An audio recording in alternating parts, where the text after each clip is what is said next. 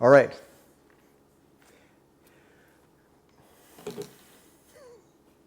I gotta pretend you're not there because you made me laugh. All right. My name is David Pruitt. I'm an emergency physician by training. That's what I did in the military, and that is what I'm doing in the civilian world. I'm also an amateur radio operator. I'm a technician class license, and we'll talk more about the amateur radio licensing in a little bit. My call sign is KF7ETX, and radio communications is one of my passions and interests. My wife and I, my family, are very interested in preparedness. I became involved in preparedness when I was a fireman in California. We were involved in the San Francisco earthquake, and at that time my wife and I realized that we need to be prepared to take care of ourselves during a time of need, may it be a natural disaster, or a lot of people are worrying about economic collapse or society collapse in the near future. And I became interested in amateur radio through, well, I'm a gear person, and it appeals to me from that regard. But I'm also the physician liaison for the disaster committee at our hospital. And through that venue, I was able to get my amateur radio license, and it literally has changed my life. More importantly, I realized that radio communications, or any kind of communications, is probably the most neglected area of preparedness. And I try to focus on sharing my passion and my interest in communications for those that are interested in adding that to their preparedness skill set. Along with this DVD will be a resource package where you will have access to the Pocket Communications Plan, the frequency programming list, a list of websites and links, and a dictionary. Dictionary is very important. This is a hobby that has a lot of terms, and like anything else, once you understand the language and the terms, it becomes a key that unlocks all the mystery. And this is not very hard to accomplish and master. So the first question is, why not just a cell phone? And that's a question I get asked quite a bit, actually, especially when I talk about radio communications. Why not just this device that I carry in my pocket that's with me every day, and it's so reliable every day? Well, cell phones are absolutely not reliable during a disaster or in time of need. For example, during the Katrina hurricane, cell phone towers were overwhelmed with traffic, and they can only handle so much. They become saturated, and you no longer can communicate with your cell phone. Also, cell phone towers can be damaged during wildfires, during earthquakes, and cell phone towers can be turned off. So bottom line is, cell phones are not reliable for preparedness communications. What we want to think about are radio communications. The nice thing about radio communications is you own the equipment, therefore you own the infrastructure. With this equipment, you can set up a radio station anywhere, and if you have a good preparedness communications plan, you can communicate with family members anytime, as long as you know when to listen and on what frequency to listen.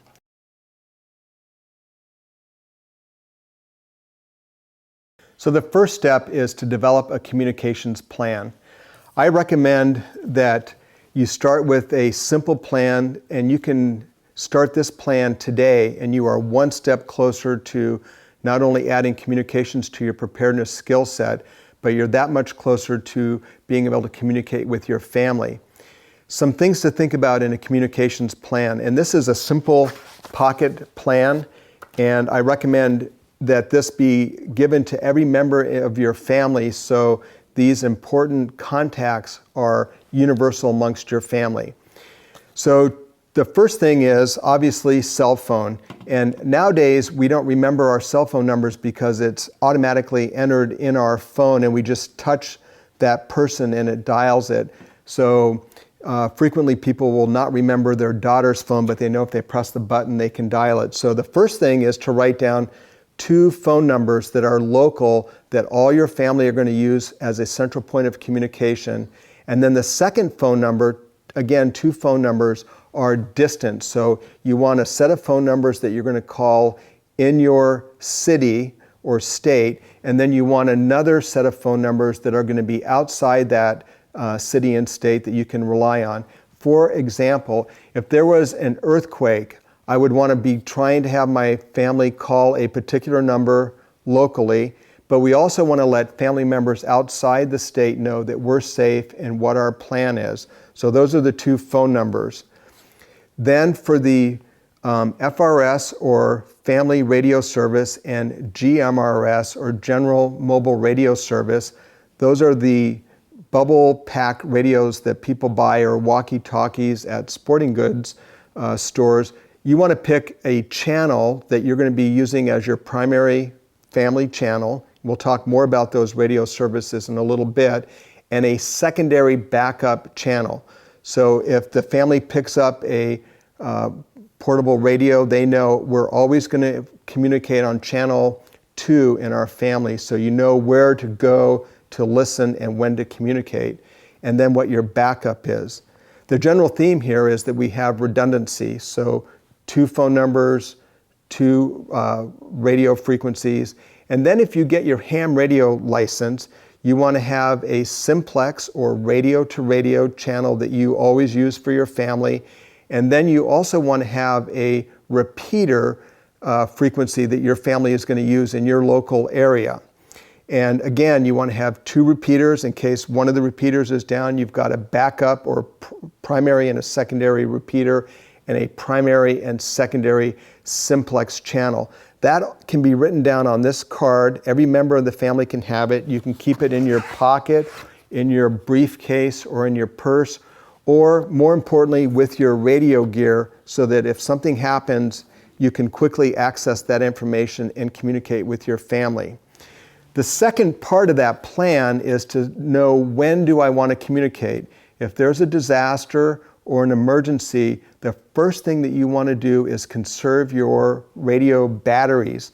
So you want to communicate, again, you agree with this on your family, but I think the simplest thing to think of is the clock position. So noon, 3 o'clock, 6 o'clock, 9 o'clock. So every 3 hours, you're going to listen 5 minutes before and 5 minutes after, so a 10-minute block centered on those time points on the clock. After that, you turn your radio off and conserve your battery power.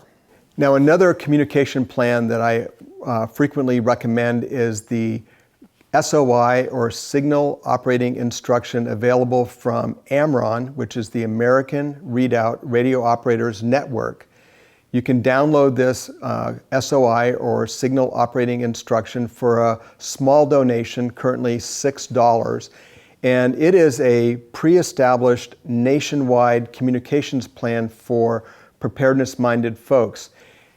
I won't get into the details of that plan here. It's a very detailed plan that gives you information on communicating with ham radio, but they also have what is called the Channel 3 project, and that is an understanding that if you are traveling through different areas and you want to communicate with preparedness-minded folks, or during a time of disaster, a universal understanding that you always use Channel 3. So if you're on the FRS, GMRS, MERS, or on any other radio such as CB, you always default to Channel 3 for that particular radio service, and that is the universal communicating channel for AMRON.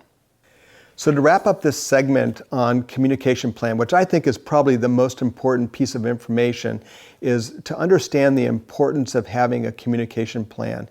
If you don't have a plan, basically you can't communicate. So if you have 2 radios, a family member on one side of town and a family member on the other side of town, if you don't know when to listen and also what channel or frequency to listen, you're not going to be able to communicate.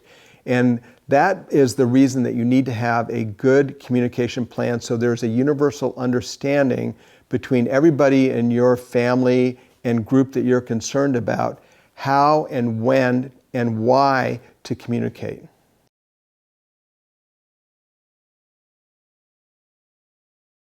Now, when you're looking at your communication options, I think the best way to approach that is to divide it into two groups of options. On the one hand are the unlicensed options, and on the other hand are the licensed options. Now you might say, why would I be interested in the licensed versus the unlicensed?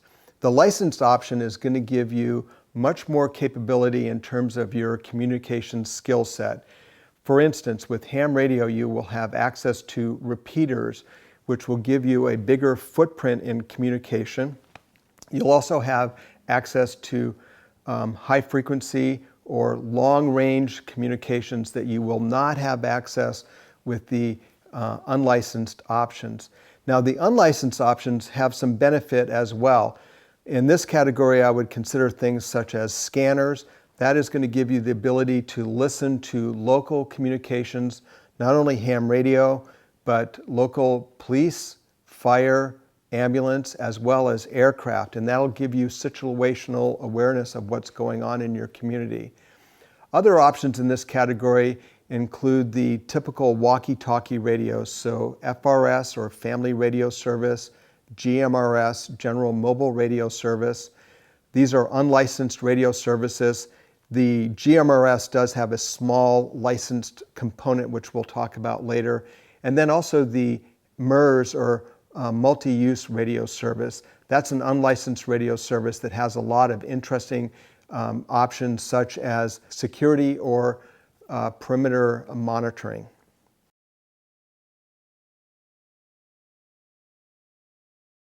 So the first radio or communication device to talk about in the unlicensed group of options is the scanner. Now, one thing I do, I've accumulated a lot of communications gear. It's kind of my passion, and I give talks on this. But I've organized my gear. These are very simple, inexpensive bags to get from Home Depot. They're divided with a little pocket inside. They're called document envelopes. But the nice thing is there's a window here, and I can write on the label what the unit is inside the bag. And it's easy for me to sort out the units, and it's helping me right now because I grabbed the wrong bag. This is the FRS, which we'll talk about in a minute.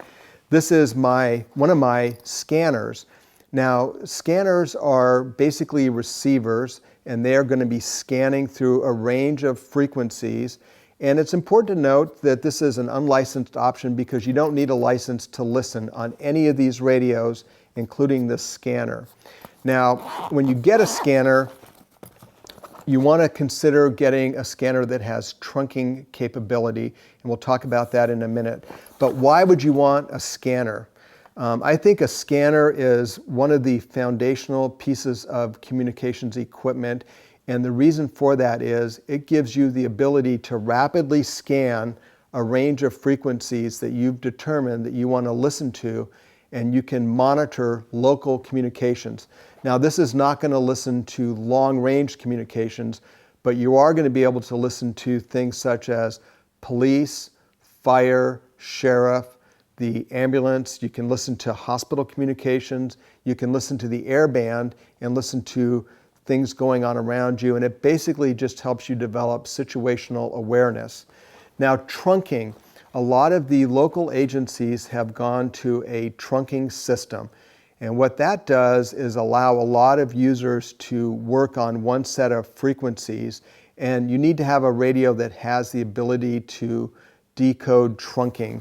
And they're not too expensive, but it's going to give you that capability. There are several options with scanners, handheld or mobile and base stations. I would recommend starting with a handheld, and later on, if you decide that you want to enhance your scanning capability, move into a base station or a mobile station.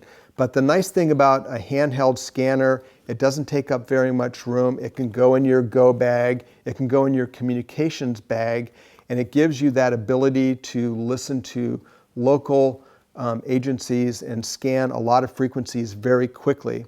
And what a scanner does is it scans until it hears something on a frequency, and then it locks in and listens for a certain period of time, or will stay locked on that frequency, and then you can press a button and keep scanning. These are very small. You can run them on batteries, or you can run them on car batteries or solar-powered charged batteries, which we'll talk about later. The next option in the unlicensed category would be a shortwave radio. And what I'm leading up to at the very end is going to be a recommendation for a communications kit. And this is another, I believe, foundational item in that kit. And much like a scanner, this is a receiver. So the scanner and the shortwave radio are receivers. They don't transmit, and again, they don't require a license. It does not require a license to do any listening. Now, what is a shortwave radio going to give you? It's going to give you the ability to listen to shortwave radio, which is long distance communications. Some things to look for when you consider purchasing a shortwave radio.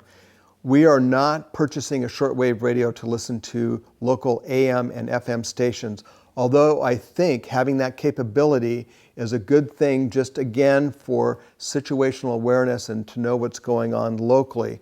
The purpose for this radio is the long-range communications from shortwave listening. So what do you want to look for?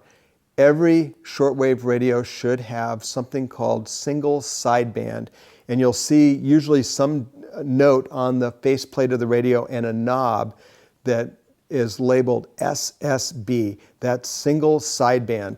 That's important because the communications in shortwave that you want to listen to as a preparedness-minded individual are going to be in single sideband. And depending upon the radio band you're listening to, it's either going to be upper sideband or lower sideband. And basically, that's just a way of communicating long range with small amount of power and a small amount of bandwidth by taking the amplitude of a radio frequency and only using either the upper portion or the lower portion, and the radio internally is able to take that component and make the full wave and listen to the communications. Now, one thing you can do with that is listen to digital communications. An example of that is something called PSK31, and with a connector that you connect to the earphone of your radio to the USB port on your computer and using a PSK or digital communication emulator on your computer, you can listen to digital communications. Now, why is that important? It sounds very complicated. It's not hard to do, but what it gives you is the ability to send and receive, in this case because it's a receiver, we're only listening, detailed information in text form, but sent digitally, again using a low amount of power, but with 100% copy. And that's very important if you want to send things such as lists of supplies, you want to send welfare check messages that someone is safe, they're going to be traveling to a certain spot, this is the phone number that they're available to be contacted on. Now, this is a rather large, although fairly compact shortwave radio. This particular model is called the Tecsun PL880, and it's a very robust build and very reliable. It has another feature that I like, and that is an ability to charge the battery externally, and I can plug in an external battery. So I like the ability to have multiple sources of power for a particular radio, and this radio meets that need. It also has an extendable whip antenna, and quite honestly, the best thing to do is to use the external antenna port with a long wire antenna. Now, this is a smaller shortwave radio, and again, what do we want to look for in a shortwave radio? Single sideband capability, and this is a radio manufactured by County-Com, and it's called the GP-5/SSB. So it has the single sideband capability. Where this radio has an external antenna port, this radio does not have an external antenna port. So how do I manage a long wire on these two antennas? We manufacture this ourselves. This is called a DIY or do-it-yourself project, and this is basically a long piece of wire, and on one end I've put a mono plug that plugs into the antenna port. but I also made an adapter with a long piece of wire and then an alligator clip that clips onto this whip antenna. So this one long wire antenna can service both a radio with a antenna port and a radio without an antenna port by simply clipping onto the whip antenna with an alligator clip. This antenna is perhaps 20 to 50 feet of wire. At the end there's a loop that I can tie a piece of paracord, attach it to a tree, run the antenna in and attach it to the radio, and this gives much better communication reception on these types of radios. Now, shortwave radio, contrary to what you might think, shortwave, it's not short distance, it's actually long distance communication, and you'll be listening typically with this from a preparedness point of view, you'll be listening to some of the amateur radio or ham bands, perhaps 20 meters, 40 meters, 80 meters, and we'll talk more about that when we get into ham radio. But these radios will give you the ability to listen to those bands, and again in single sideband, and most importantly they'll give you the ability to use digital communications. And again, these are receivers, so we're not going to be able to transmit, but we will certainly be able to receive and gather information. Now you might say, why do I care about digital communications? An example would be if I have this document that I need to send or receive, I can receive this document digitally, 100% copy, in other words, no errors. But if I had to transmit this using voice, or what's called phone in ham radio terms, I would have to sit here and read this document, and the person on the other side of this communication would have to be receiving it, writing it down, and there is for sure going to be some errors either in me reading or in the other person copying and transcribing, or more importantly, perhaps the communications are not as crisp as we would like, and I might be reading a certain component and they would come back to me on the radio and say, can you repeat? So I would repeat. They would be frustrated because they can't understand what I'm saying. They might say repeat again a couple of times, and then they might say, can you spell it to me phonetically? So now I've got to switch over from reading just text to spelling out each word phonetically using the phonetic alphabet. So Alpha, Mike, Romeo, and that takes forever to transmit a small piece of data. So that's the benefit of digital communications, the ability to send a text document very quickly with very good copy.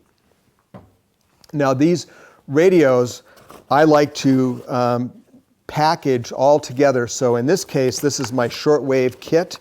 I've got my shortwave radio. I've got my USB connector so I can do digital communications. I have my long wire antenna, and then I keep a couple of pieces of small paracord so that I can set this antenna up anywhere I am. Now I carry this with me all the time, and I have actually set this antenna up, pull over on the highway in Arizona at a stop, attach the antenna to the back of my truck, run the antenna out to a road sign, secure it with the paracord, get back in the truck, plug it in or clip it on the radio, and participate in a preparedness net listening to either voice or digital communications with my iPad or my computer. And it's a very small package, easy to carry with me. I like this one because I can put it in my go bag. So I've got a very small shortwave radio with single sideband capability, and I have a little bigger kit that I can keep in my vehicle or in a pack. But these radios are with me all the time, and I always have that ability to listen to shortwave communications, single sideband, and digital communications. My goal in this conversation about radio communications is to pique your interest in this fascinating hobby, but also this very important preparedness skill set. With that in mind, I'm trying to take a very complicated topic with a lot of complicated terms and boil it down to very simple to understand concepts. Now, let me say, hopefully this will pique your interest if you're new to this particular skill set. I know there'll be some very experienced ham radio operators or shortwave listeners, and they will say, gosh, there's a lot more detail and more complex things to consider with these topics. And I agree with that. And let me tell the people that are new to this process, those folks are called Elmers. And I encourage you to seek out someone with more experience after you've watched this, and hopefully it's piqued your interest and you say, I need to add this to my skill set, and find someone with that type of expertise. Again, in the ham radio world, those folks are called Elmers. And if you are an Elmer and watching this, please keep this in mind and realize that there might be some folks coming your way asking for some help that are new to this process, and I encourage you to gently take them from the lay terms and help them learn the more complicated aspects of this fascinating hobby, but most importantly, a very valuable skill set to your preparedness items. So the next radio option to talk about in the unlicensed option is what are called walkie-talkies commonly, or another name for them are the bubble pack radios. These are the radios that you typically would buy at a sporting goods store, for instance. Motorola is one company, and I've got an example here. They typically come 2 radios in a pack with a charger and a charging cable. Now, these radios are useful for short-range communications. The manufacturers typically overrate how far the radios can talk. I've had guys come up and talk to me about the radio that they use for hunting, and it's supposed to talk 37 miles. In reality, these radios don't get quite that range, maybe under very rare conditions. Typically, you're going to be in the 1 to 5 mile range pretty reliably in most terrain conditions where you've got buildings, trees, and maybe a few hills. So they're useful for families to stay in touch with each other, short-range communications. They work in the UHF, which is ultra-high frequency range. And they typically are a combination of what are called FRS, or Family Radio Service, or GMRS, General Mobile Radio Service, all packaged in one radio, which seems like a great option. However, there are some limitations. The FCC has divided the frequencies into usable chunks, or radio services, and the FRS, Family Radio Service, and the GMRS, General Mobile Radio Service, are 2 examples of that are the primary radio services in these hybrid walkie-talkie type radios. The best way to think about this is what is referred to as a Venn diagram, and that basically are, in this case, 2 circles, FRS, GMRS, and they have an overlap.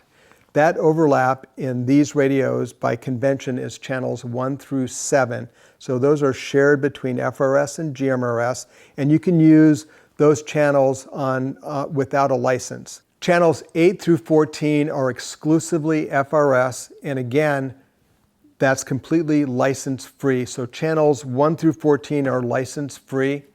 Channels 15 through 22 are exclusively GMRS. And if you're operating GMRS in those channels with the higher wattage that some of these radios can be switched to, you technically need a GMRS license. Now, how would you know that? Well, it's actually printed in the manual, and a lot of people, I'm one of those, don't read these manuals. So it's important to know that technically you need a license to operate that range of these radios. Now, the good news with that is that license is a no-test license. You fill out an application on the FCC website. It's currently, as of August of 2015, it's a $90 fee. I did that a while ago, and I literally got my license by email within a few hours of completing the form and making the fee payment. Now, I understand that those fees are currently under review and may be lowered or even potentially discontinued in the future. Either way, I think it's a great license to get. No reason not to get it. There's no test. It's a small fee. And the other good advantage of the GMRS license is that single license that I have allows any close family member to use the GMRS radios under my license. So it actually is a license with a lot of capability that extends to your family members. So FRS, GMRS radios are great options, partially license free, and good for short range communications, a great way for family members to stay in touch with each other. Now, what's the drawback? These radios are everywhere, and during a disaster or time of need, these radios are going to be used very heavily, and it will be very difficult to get on the radio to make communications with your family. The radios will be basically saturated with conversations. And also, you don't really have any security with these radios because they are so popular.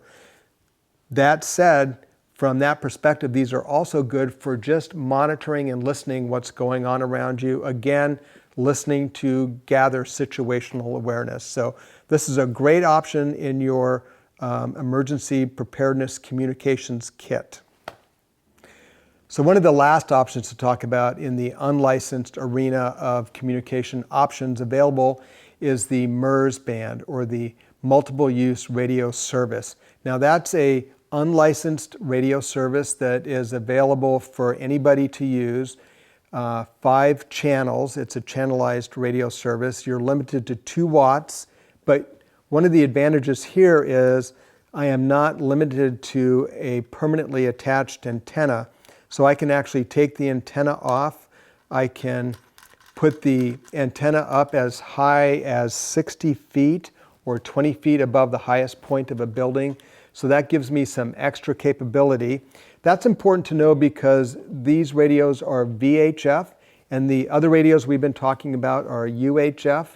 Both the UHF and VHF radios are basically limited by line of sight. Now, what does that mean? If I'm talking to somebody on ground level, as long as the radios can essentially see each other, that is basically my communicating distance. So if you're talking hilltop to hilltop with nothing in between, you can have a lot farther communication than, say, in a city area where you've got a lot of buildings, or in an area where there's a lot of hills, trees, or other obstructions between the 2 radios.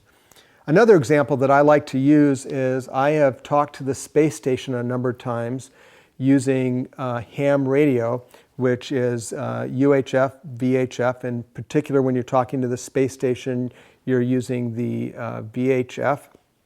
Now that's roughly 250 miles straight up. With these small handheld radios.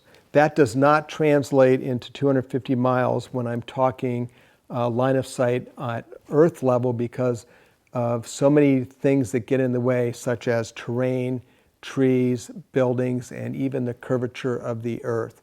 So you need to think about short-range communications, basically line of sight.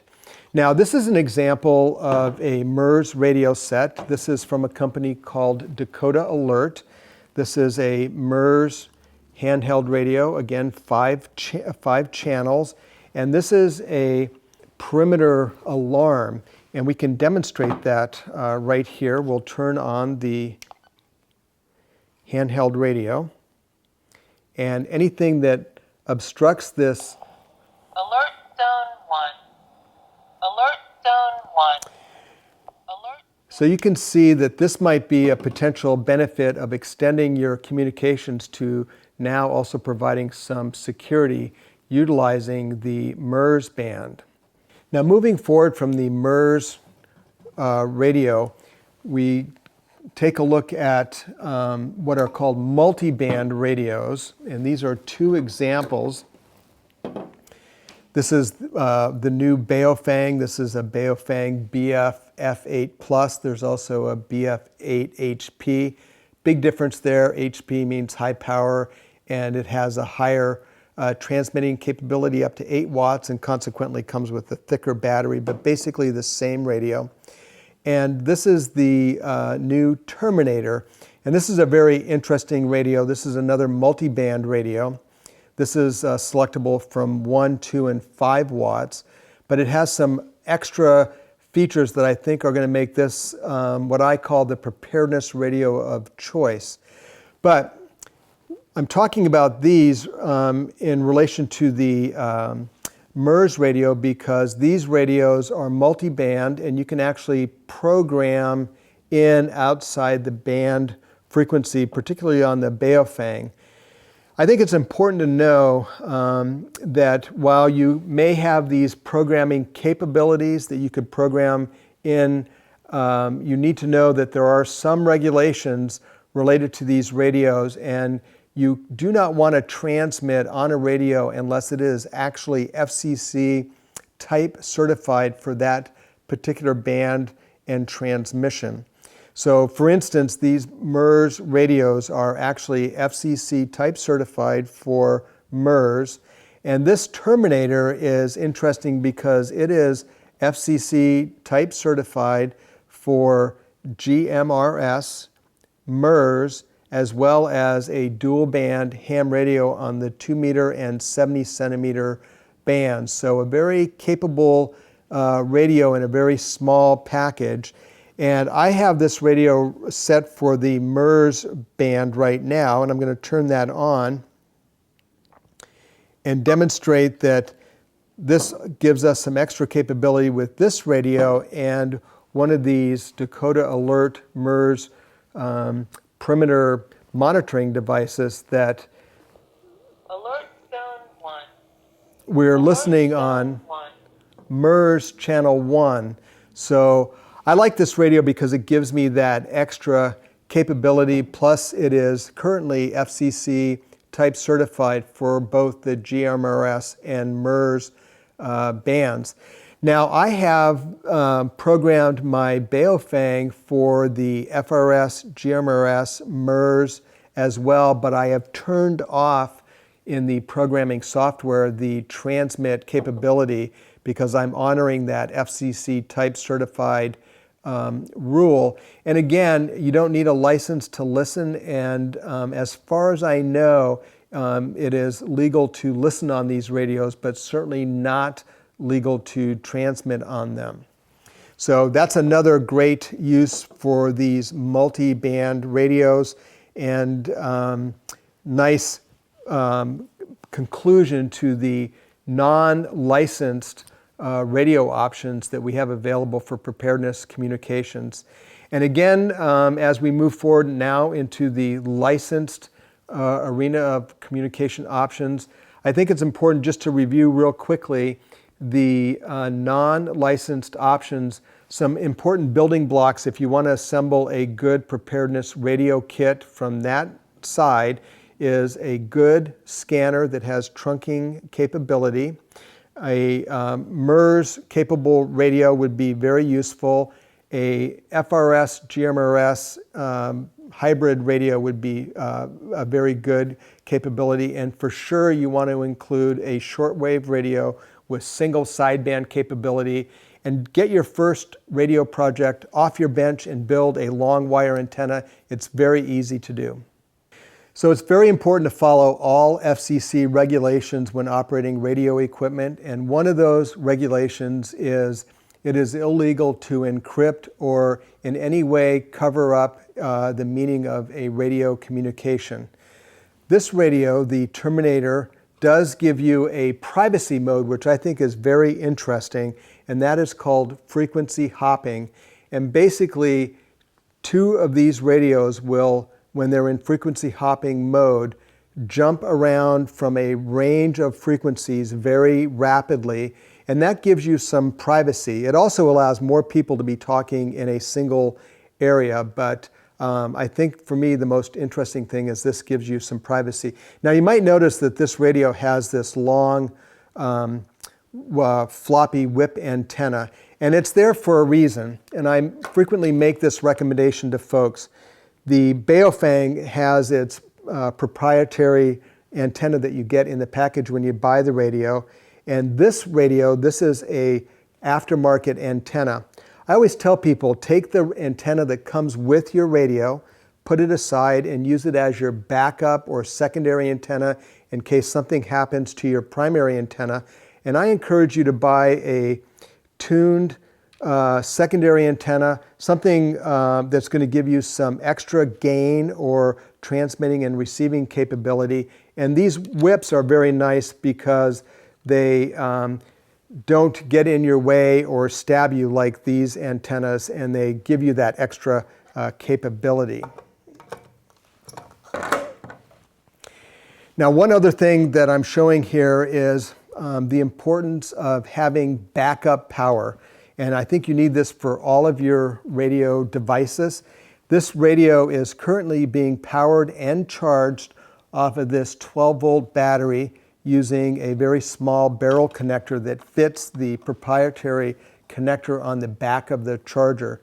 And we'll talk about power options later on, but just want to introduce that it's very important to be able to provide power for your radios off-grid when there is no power from your AC outlet, which is most likely going to happen during a disaster.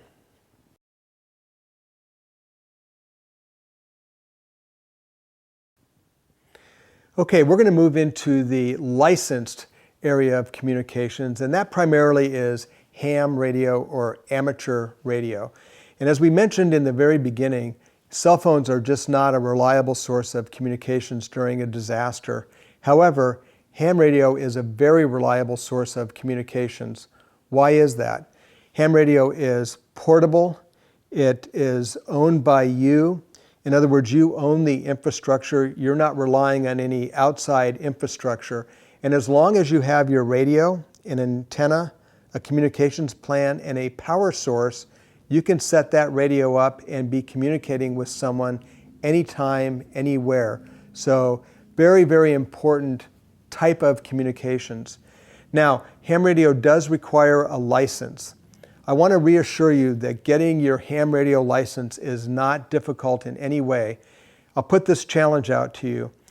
And I'm not sure of the exact age, but the youngest person to get a ham radio license is less than 10 years of age.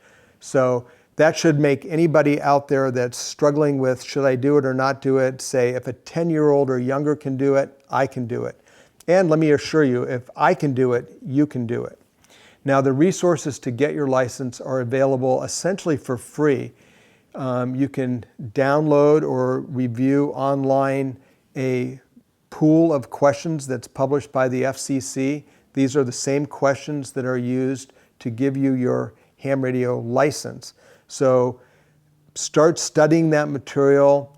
You can get books. The resource list will give you some resources in terms of books or websites where you can get this information. But the information is very easy to get and very easy to assimilate. And just start taking the tests and start getting a feel for the questions and the answers. I have to say that I have learned more about ham radio after I got my license and I started applying the radio skills than I did getting my license. And I'll be quite honest, there were a huge number of questions. I just knew the answer just from rote memory. Did I really understand the technique or the concept? No. But I actually learned it later on when I had to apply that skill or concept to a problem that I was trying to solve with ham radio. Now, what is ham radio or amateur radio? It's basically a hobby where people that enjoy radio communications can explore and kind of practice different areas of communications that meet their needs. By that I mean you might be someone who only talks on the 2-meter band on your local repeater. Perhaps you're someone who likes to do HF or long distance communications. You might be someone who enjoys the digital modes and practice sending and receiving communication with the digital modes. You might be someone who likes to talk to the amateur satellites. I find that pretty interesting, but there are satellites that have radio transmitters that you can access with these radios. And it's pretty fun because it's so fast-paced. You can also talk to the International Space Station. And I think that's a very cool aspect to this hobby. Most of the astronauts on the International Space Station are amateur radio operators, and they will frequently operate the amateur radio station from the International Space Station. And if you're lucky, you might actually get a chance to talk to one of the astronauts. And that's a very fast-paced aspect of the hobby as well, because that International Space Station is traveling very fast. I think 14,000 miles per hour, and you have roughly a 10 or 9 minute window to make those communications. You also might end up talking to a president, you might talk to a king, you might talk to a dumb doctor. You never know who you're going to talk to, so it's a fun hobby. You get to meet a lot of people. And I mention these aspects because once you get your license, like any skill, you need to practice that skill to become proficient and good at it. And you definitely want to be proficient with the skill when the time comes. And so these are fun ways to practice using your radio and develop those skills. Now let's talk more specifically about ham radio or amateur radio for preparedness communications. And that actually is a passion of mine, and I spend a lot of time trying to share this with other folks that are interested. On one end of the spectrum, you're going to have what is referred to as UHF or VHF. This is the 2 meter and 70 centimeter band. And as we talked earlier, that is a line of sight communication, so more local, slightly longer range communications. But you also have access to something called a repeater. And the best way to think of a repeater is a radio up on a mountaintop that listens to your broadcast and then rebroadcasts it on another frequency that I'm listening to. In effect, that gives you a bigger footprint of communications, and depending upon the location of the repeater and your location and the location of the other person, you can have communication footprint in excess of 300 miles. And some repeaters are linked, and you can actually talk into another state using just a 2 meter, 70 centimeter radio accessing one of your local repeaters. Then you can move into something called HF, or high frequency. This is an example of a radio that does that. This is one of the smallest multi-band all-mode ham radios. And again, it's small. I like it for that aspect. It's easy to move around. Trade-off is it has a small output wattage. Maximum wattage on this radio is 5 watts. But with the right antenna, the right band conditions, you can have very long range effective communications. Now, other things that you can do with these radios, with the UHF, VHF, and HF, you can actually send email by ham radio, which I think is a very neat communications aspect. You can do that with the UHF, VHF with something called RMS Express, and with the HF using something called WinLink. Another important thing to think about is we talked about these radios utilizing repeaters. You can also talk radio to radio, and that is called simplex communications.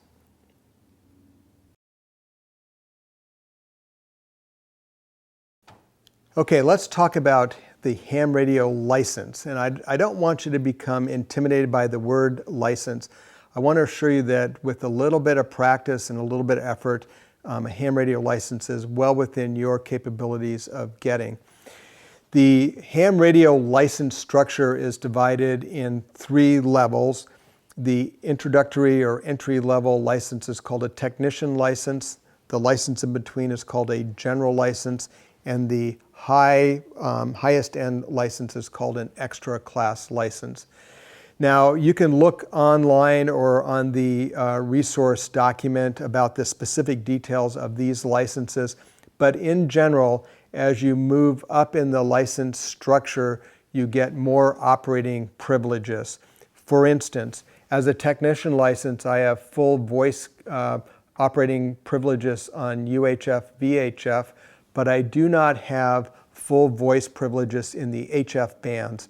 Now, as a preparedness-minded person, you actually need to get your general license because you want that HF capability.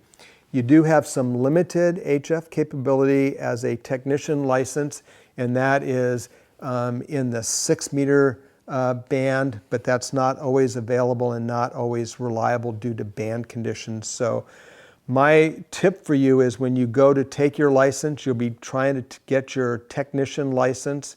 If you pass that license, they are going to invite you to go ahead and sit for your general license for the same fee. And if you don't know that and don't put a little extra studying time in, you might lose that opportunity to get both the technician and general license in one sitting. Now, I have some people that have emailed me. They got all excited. They studied, went to take their license, and they got their technician, general, and extra class license all in one test. So it's really a matter of sitting down and studying, getting familiar with the information, practicing, and then go take your test. Typically, the test only costs about $14 or $15, so not very expensive. And you can get your first radio for not very much money, under $100. So for less than $200, including study materials, you can get your license, your radio, and be on the air. All right, let's talk about where you can get some resources to study and get your license. One is, if you're a book person, there are plenty of books available. Probably the most popular book series is the Gordon West book series that he has a technician, a general, and an extra class book with questions and very detailed answers. Also comes with a study CD. Another new, very popular book series is from the Ham Radio School, and both of these are in the resource document. The ARRL, the American Radio Relay League, which you will become a member of when you get your ham radio license, also has some excellent book resources. Now, the internet, of course, is full of study resources, and Gordon West has a web page. The Ham Radio School has a web page, and of course, the ARRL has a web page with plenty of resources to help people interested in getting their ham radio license. Now, one of my favorite resources is, of course, I'm a geek with gear and electronics, and my son and I are currently studying to get our general license utilizing an app on the iPad, and it's also available on the iPhone. My favorite one is 5x5, and again, that resource will be available in the resource document. There are plenty other online apps available for the iPhone, the iPad, or any of the other smartphones or your computer to help you study and get your license. So bottom line is, there's no excuse. Get some of these resources, whatever your study style is. Start studying and get your license.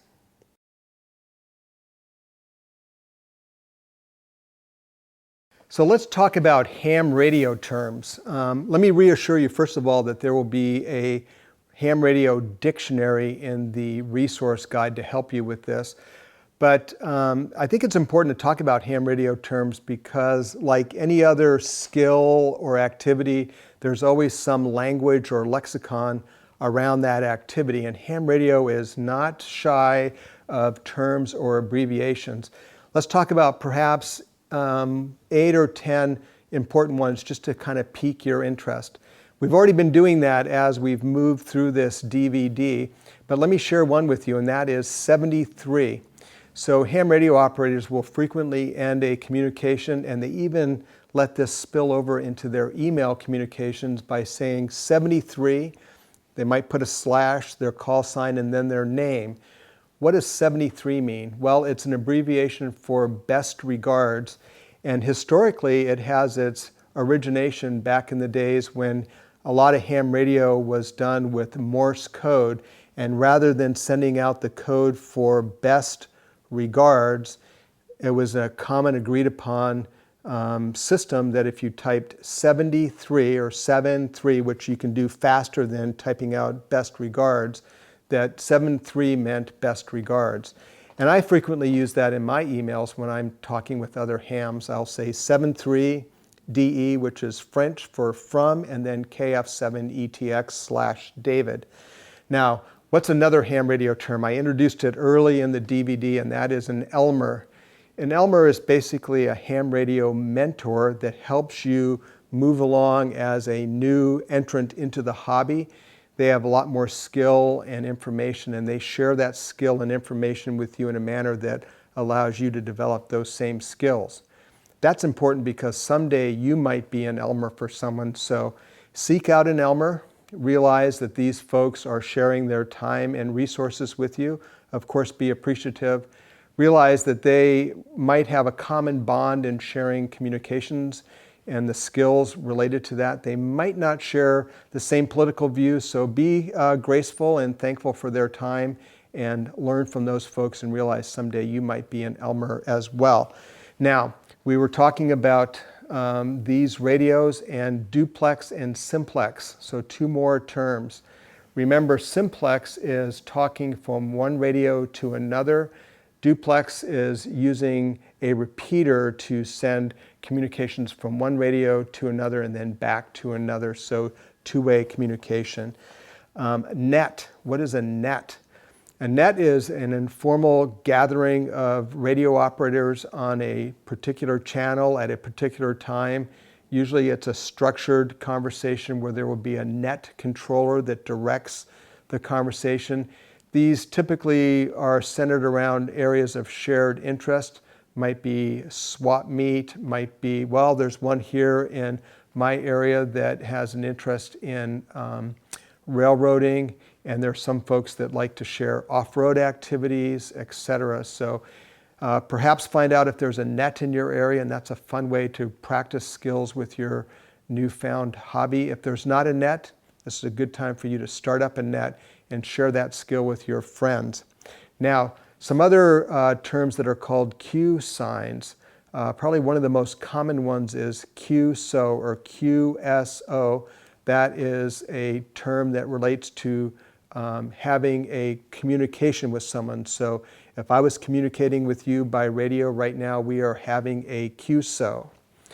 Another Q term is QSL. Now, what is a QSL? That basically goes back to the days when you would have a receipt of communication. That's what QSL is. It's a verification receipt of communication. Now, ham radio operators like to personalize their QSL with a QSL card, and it's very common to share these cards as verification of communications. I have sometimes been operating while I've been on the road, talking on the satellites. Here's another ham term for you. Those satellites are called birds. And sometimes I am in a rare grid square, another ham term, but that basically is a specific geographic location on the planet. They all have little names. Some hams like to collect those grid squares, so I will have a communication with a ham using satellite, and then he wants verification of that communication, so he'll send me a QSL card, and I'll send him back one of my QSL cards verifying that communication, and that allows him to collect that grid square. And then some folks get an award for collecting a certain number of grid squares, maybe one from each state or all in the United States. Now, my son and I have a fun activity when we go on road trips. We will frequently share our road trip, and we will send out road trip specific QSL cards based on where we are and who we're talking to. And well, here's one of my favorite ones. Matt and I were on Route 66, and that was a road trip that we used the Route 66 photo there to document our road trip and share that with a QSL. How about the term CW? That stands for continuous wave, but that's short for using Morse code. And another, and our final term, is UTC. That's Universal Time.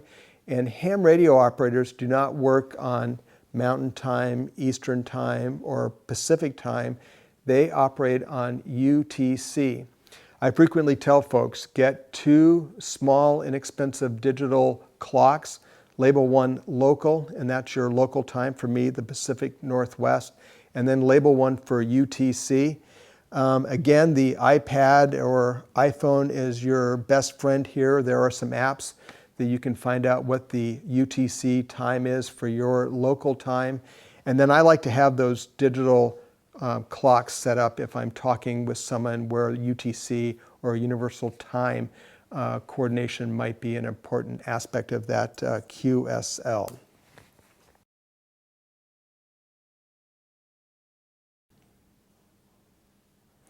The last thing I want to talk about is having fun with ham radio. Now, why is that important if we're concerned about preparedness? Well, I think it's a great way to practice your new skill set and acquire those skills and become very proficient. One of my favorite ways of doing that, when I first got my license, I was very fortunate that there was an astronaut on the International Space Station, Colonel Doug Wheelock, and I actually logged 32 contacts with him on the International Space Station. A lot of fun. I sent him one of my QSL cards, and for me, the Holy Grail, I received I have a couple of QSL cards from the International Space Station. Another fun activity is, again, starting a net. That might be a good thing to do in your neighborhood, a great community activity, but a way for you to become focused on having communications at a certain time every week, and people that you're communicating with and sharing information, but more importantly, sharing the fact that you can communicate with each other at a specific time. And you also know how far away they are when you talk with them. Again, there will be resources in the resource document to help with these skills, and there will be a dictionary to learn all these terms. Again, once you learn the terms, you basically have the key that unlocks all the mystery there. So it's a lot of fun, and I encourage you to get your license, get on the air. Maybe I'll talk with you soon and I'll send you one of my QSL cards. 7-3.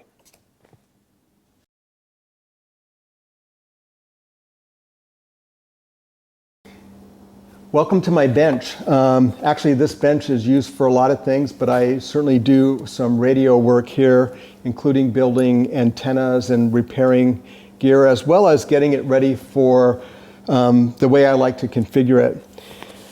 This DVD talked about a number of radio items that I think you need to consider having, and probably the most important one is going to be a reliable dual band radio. What does dual band mean? Dual band is a VHF, UHF radio that operates in the ham 2-meter and 70-centimeter bands. And some of those radios are going to have more capabilities, like my old buddy here, the Terminator, which is FCC type certified for the GMRS. Remember, that is the General Mobile Radio Service, as well as MERS, or MURS, the Mobile Universal Radio Service. So what is in a grab-and-go handheld bag, and why do you want to have one?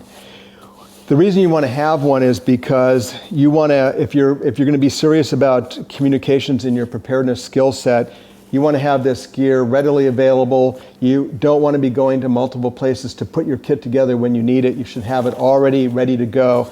And I think if it's small, compact, and portable, more likely you're going to have it ready to go, and more likely you're going to have it with you when you need it in a time of need. So this is, you can pick any bag you want. In this case, I'm using an AMP3 utility bag. And basically inside there, the main component is going to be the dual band radio.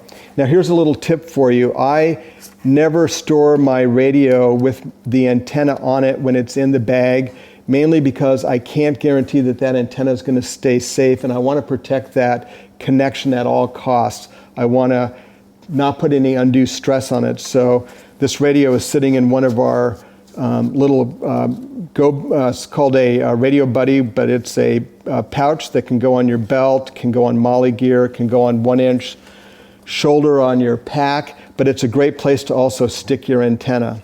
So the main component for this grab-and-go kit is going to be your radio.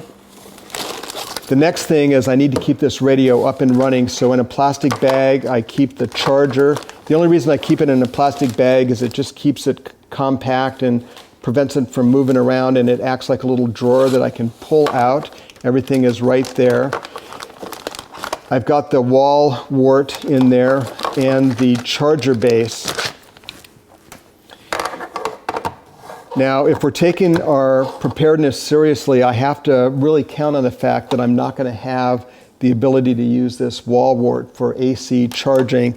And that's where you want to have some kind of alternative 12-volt power supply that you can quickly plug in and keep that radio charged and operational when you don't have power. So you always want to think about operating in a grid down scenario. If I've got the AC power, I'm great, but if I don't, I'm still great. I can keep this radio up and running. Now, the other part of this bag that I think is equally as important as the radio are all the accessories to keep this radio running and also to optimize its performance and use when I need it. And I carry all the accessories in a multi-pouch roll. This is one of our AMP3 gear corrals, but you can do anything you want. Maybe you've got multiple Ziploc bags, but you want to think about, I want to have the programming cables. Maybe I need to program this and change frequencies. It's much easier to do that with the computer, or I can also clone this radio to another radio if I need. Another item that I think is very handy is to have an ear tube and mic set so I can operate that radio quietly. I can have dedicated earpiece and listen to what's going on, and it just makes it a little bit more convenient, and I don't have to take the radio out of a pocket. I think you should always have an extra battery pack. So this is an extended battery, and this is a clamshell battery that I can put AA batteries in, or more importantly, I can put rechargeable batteries in. Again, I'm always thinking, how do I keep this radio up and running when I don't have power? I recommend everybody have an extra antenna, so you should have a primary and a secondary backup antenna. My preference is one of those long whips that gives you extra gain on both receive and transmit. These radios also have something called a battery eliminator, and basically that's a false battery pack that plugs in and allows me to plug into a 12-volt cigarette adapter. And this is a very important accessory. This is a roll-up J-pole. And remember, we talked earlier that UHF, VHF is line of sight, and the higher you get that antenna, the better your communications are going to be. So with a small coaxial cable going into the radio, and basically coaxial cable is just the cable that connects radio devices, and deploying this roll-up J-pole antenna, I can plug that into the coax. At the other end, I punched a small hole and put a piece of paracord. I can tie that to a piece of paracord, run that up a flagpole or over a tree, and now suddenly the antenna that I used to have down on the ground is elevated much higher above me. And because of the line of sight characteristics of UHF, VHF, this radio now has much better ears for listening and much better megaphone for talking with that antenna elevated way up high in the air.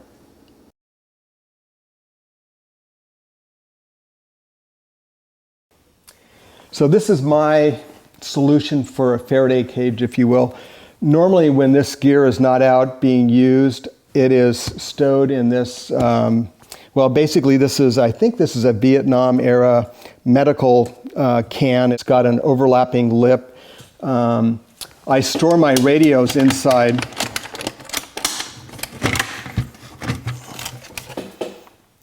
And I organize them with these bags that we talked about earlier. So these bags just nest in here back and forth, kind of building up a stack on each side. And I can quickly go through this box and grab the piece of gear that I want, because these bags have this very nice window, and I basically identify what's in the bag. So in this case, this is my comms kit number 1, and I've got a list somewhere published on my computer so I can keep track. But this is the FRS GMRS Talkabout radio, and I always package everything that's going to be needed in one bag. So in this case, there's 2 radios, so I might need to keep one and give one to someone else, or give a radio to 2 people that are going to need to stay in touch.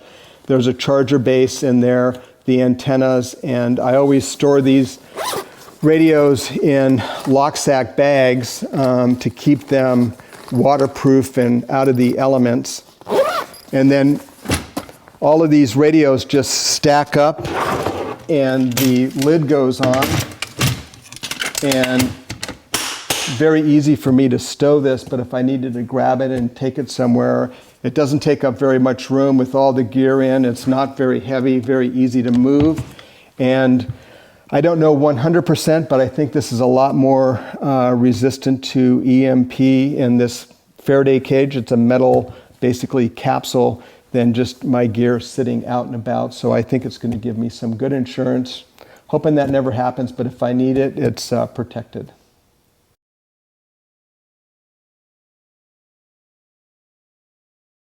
Well, a common theme that we have been talking about is keeping this gear up and running in a grid down scenario, primarily focusing on 12-volt power supplies and solar power.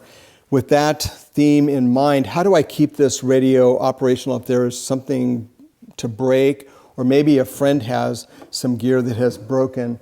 And I think a nice accessory kit to your general plan would be what I call a grid down electronics repair kit. Now, I won't go through this whole thing in detail. The contents list is available in the resource guide. But one little tip I can give you, these radios have small screens, small numbers on the buttons. As I've gotten older, my eyes are not quite as sharp as they used to be. And I think even if you've got young, healthy eyes, having a pair of reading glasses in your kit is a very useful thing. It helps you get a little better view of your radio when you're programming it. And I think every kit, so I have reading glasses in my medical kits. I've got them in this repair kit. I keep one in my go bag. Very useful item. Some wire, a circuit tester, various connectors. More importantly, how do I solder if we're off grid and I don't have AC power? And I think the best solution to that is a butane powered soldering iron, and I've got the solder in there. So with the fuel and the butane soldering iron, I can keep circuits repaired. I've got wire strippers, crimpers, extra connectors. My last little tip, we talked about the reading lamp. Another thing I put in all my kits is a very small, doesn't have to be a big fancy one, but a small headlamp. You can almost count on the fact that something's going to break or malfunction and need some repairs at nighttime.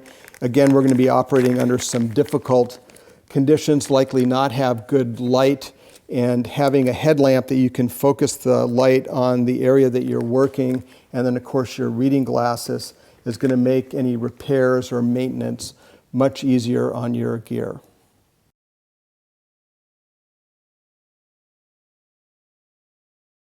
One theme that we've been talking about is keeping this gear up and running in an off-grid scenario.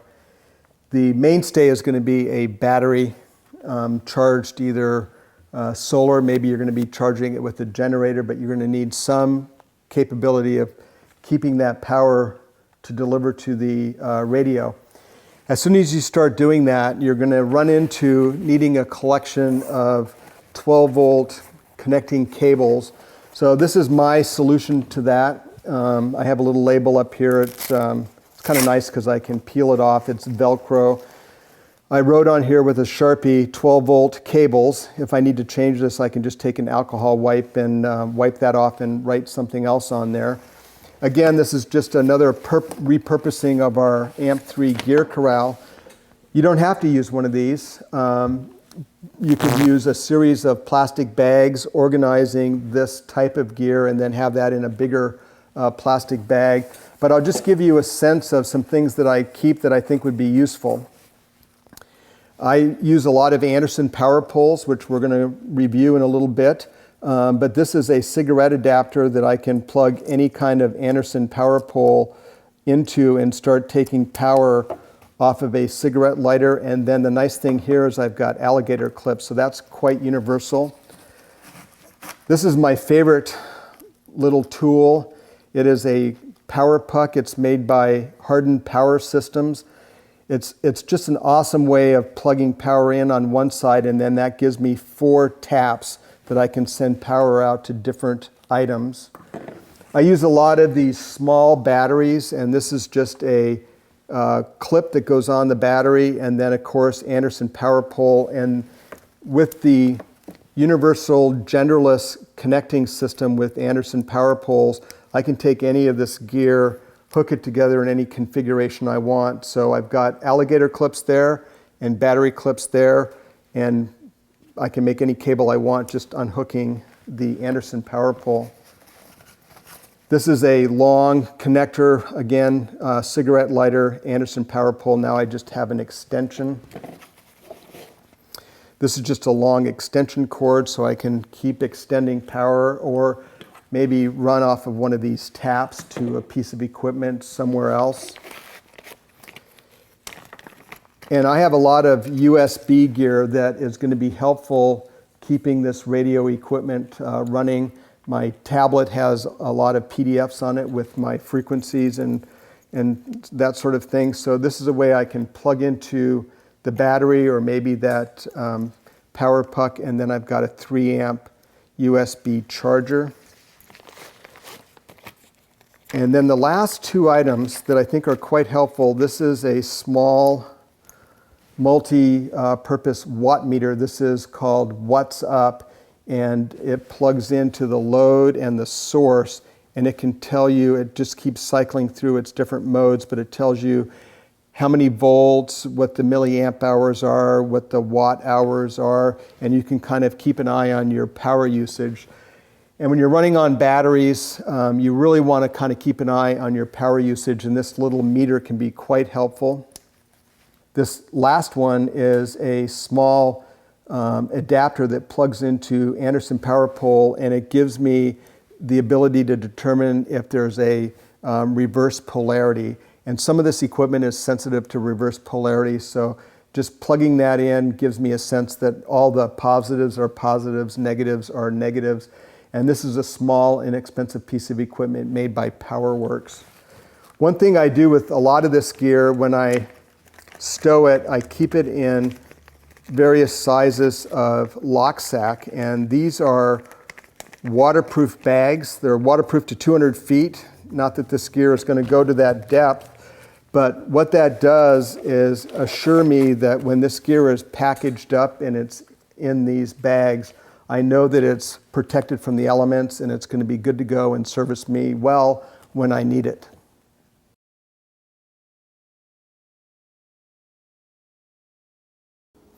So one of the most important items for me, as I've been talking about, is this grab-and-go handy-talkie bag with everything I need for my dual-band radio. It's always ready. I can grab it and take it with me. I have another one that I keep in my vehicle with me at all times. This is the backup one that stays in my box. But I thought it would be fun real quickly to take a look at the radio and how that works, because one of the things I think people have trouble with is they think that they're going to pull a radio off their shelf or maybe pull it out of their bag, and there's some kind of magic that happens. I'm just going to turn this on, and there's going to be suddenly people talking to me, and I'll be able to talk with them. They can be as far away as on the other side of the planet or as close as a block away, and this one little device is going to do it. That's absolutely not true. And I think if you don't practice with these radios and get a sense of what their capabilities are, how to turn them on, how to program them, and how far they can talk and how far they can't talk, you're kind of missing the most important part of adding this to your preparedness skill set. So in this case, this is my dual band. Again, that's the 2 meter 70 centimeter amateur bands. And it's a great communication skill set that's available at the very entry level of ham radio, and that's the technician class, and of course available all the way up through the extra class. But I'm going to turn this on and kind of go through the steps of talking on this radio through one of the local repeaters and see if I can catch a buddy and just give you a demonstration of what it's like to talk on one of these radios. So the first thing I'm going to do is turn it on. And in this case, I don't have it programmed for anything. And I know the local repeater here in the Portland area is 147.380. So that's the frequency I need to program in. I'll do that real quick. 147.380. That's only one step. So the next step I have to know is the repeater shift up or shift down. Now, if you get online or you can purchase a book that tells you this, there are also applications available for smartphones. I think my favorite resource is called the Repeater Book. I'll open that up. I could tell for this repeater which way it shifts. I just happen to know that the shift on this repeater is a positive shift. So now I need to enter that. And I'll go through and find that menu, and that brings up a point that these radios are small and compact, and part of that is because a lot of things are driven back into a menu, and you need to know where to go to find those menus, and that's why you don't have a lot of dials on the face of the radio. So I found the menu. It's menu 25 on this radio. It's called the shift, and I'm going to change that shift, and we'll go to positive. And then the next thing I need to do is program in what's called the PL tone. And all repeaters have a tone that you need to program in, and it's basically on that same information from the book or on the app, and I'll program that in. And I just scroll through the menu till I find that. In this case, it's menu 13. It's the CTCS tone. And I know in this repeater it's 100, so I'll program that in. And after that, we're done. We've entered the important items in this radio to program it for this repeater. And just to review, so there we are. And now I'll exit out. Now this radio is good to go on this repeater. So we need to know the repeater frequency. We need to know, is it a positive or negative shift? And we need to know what the PL tone. Now, not all repeaters have a PL tone, but a lot of them have PL tones. And what they do is allow multiple repeaters in the same area to operate on a similar frequency, but you need that PL tone to open a particular repeater so more people can be using that repeater in a crowded area. So I'll turn the volume up a little bit, and we'll go on the air with this radio. Now, the next step is, how do you talk on the radio? I'm gonna be honest. When I got my license, this radio sat at the coffee table for a long time. I bet easily 6 or 9 months before I got the courage to actually press the button and talk on it. I got my license, I knew how to do everything, but I was a little afraid to talk. And I want to encourage you, when you get your license, go ahead and get on the air. It's a lot of fun, and the people that you're going to talk with are going to be warm and welcoming to the hobby. But part of it is to know what to say. Again, language and how do you make that handshake. So in this case, I'm going to give the call sign for the person I'm going to try and talk to. His name is Matt, and his call sign is KG7FHT. And then I'll say my call sign, KF7ETX. So I'm basically saying, hey, Matt, this is David. And then I'll wait till he answers back, and then I'll just kind of find out what he's doing, and we'll close the conversation, or QSO, with 73, basically wishing Matt best wishes. Okay, let's give it a go. One other. So that's the repeater identifying itself. And I wanted to mention one other thing. When you press down that microphone button, you want to give a pause. So you want to count 1, 2, and then talk. That allows all the systems to come up and be operational and your full message to be transmitted. So let's do that. 1, 2. KG7 FHT KF7 ETX. And you notice I hold my radio about that far away. You don't want to be too close or too far away. KG7 FHT. How you doing, David? Hey, Matt, good. I'm glad you got your radio and you're on the air. What are you up to today? Where are you at?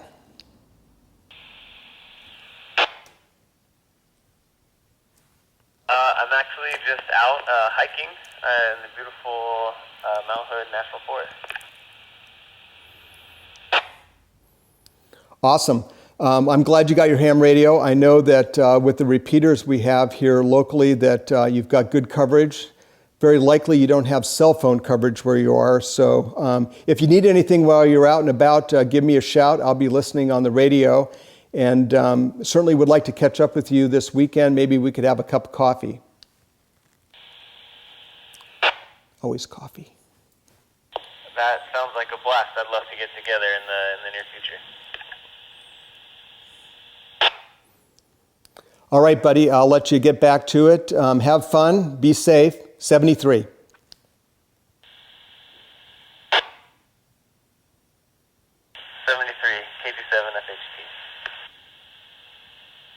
FHT. KF7 ETX, clear.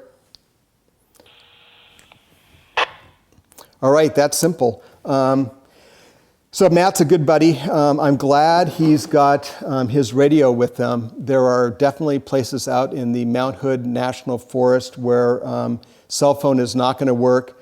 I know that he's always going to be able to get communications and get out with his ham radio and certainly be able to stay in touch with friends, be able to call for help, as well as let his wife know where he's at if she wants to listen in at home. Remember, you don't need a license to listen. I guarantee you, though, if you get one of these radios and start listening to the ham communications, you're going to want to get your license and get on the air.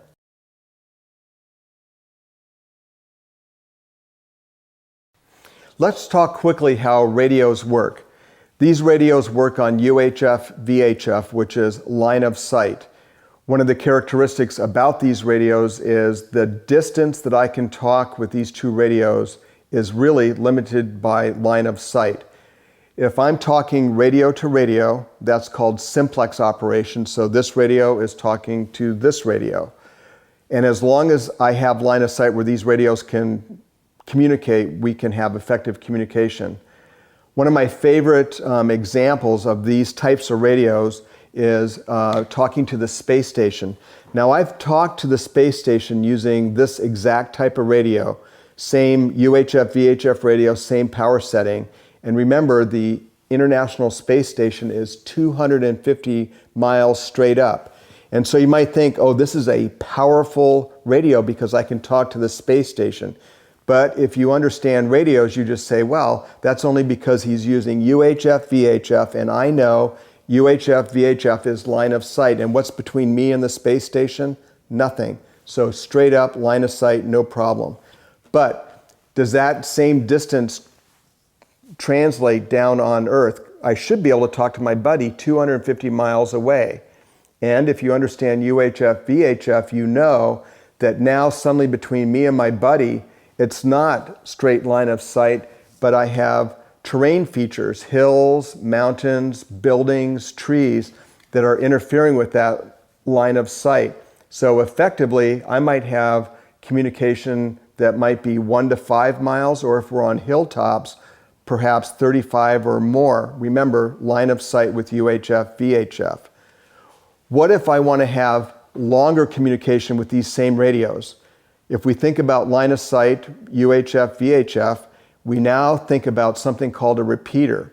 So a repeater is nothing more than a third radio put in this sequence. So I've got a repeater now up on a mountaintop or top of a tall building. And again, remember, line of sight with UHF, VHF. Suddenly now I can have extended communication where I might not be able to talk to my buddy here because of terrain features, but with a mountain and a repeater, I can suddenly talk with them because my radio is going up to the repeater and then down to my buddy on the other side of the mountain. Now, how do repeaters work? At first, it seems a little confusing, but the radio kind of takes care of that for you. If we're talking simplex, we're talking on the same frequency.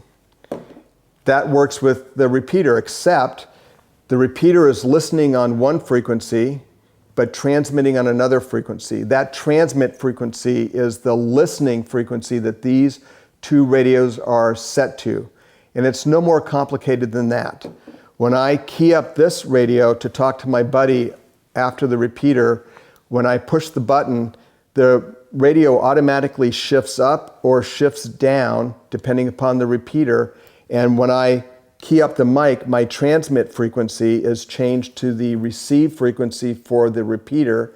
When I let go of the mic, I now am listening. So when my buddy keys up, he's doing the same thing, shifting up or down, talking to the repeater, and the repeater then rebroadcasts on the same listening frequency that we are tuned to. So it's not complicated to use a repeater. You have three things. The frequency that you want to listen to, there is a shift either up or down, and then there's a PL tone.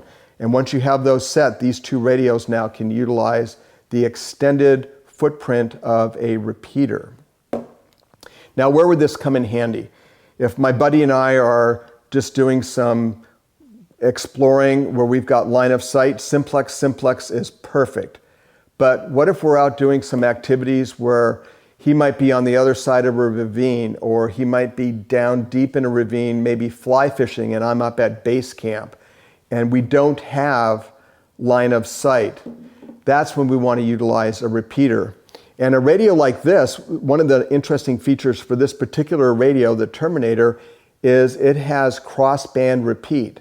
Now that we've had this conversation, you can understand the utility of having a radio that has built-in crossband repeat, because I can use one of these radios as a repeater, and now we have extended communications because of that repeater. And now if my buddy is down in the ravine and I'm up at base camp, we can still have effective communication. Again, remember, just limited to line of sight with UHF and VHF.